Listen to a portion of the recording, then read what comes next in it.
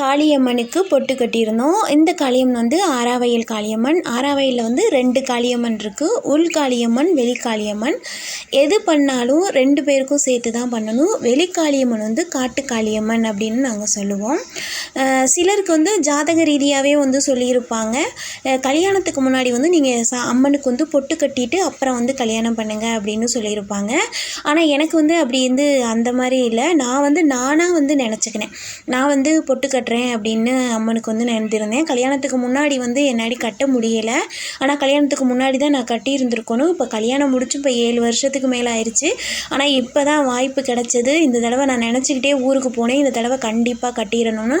இதில் வந்து மஞ்சள் நூல் கோர்த்து அம்மன்கிட்ட வந்து நம்ம வந்து பூஜை செய்கிறவங்கள்ட்ட கொடுத்தோம்னா அவங்க வந்து இதை வந்து அம்மன் கழுத்தில் கட்டிடுவாங்க. நிறைய பேருக்கு வந்து இந்த கல்யாணம் வந்து தள்ளி போகும் அப்படிங்கிற மில்லி கணக்கு தான்.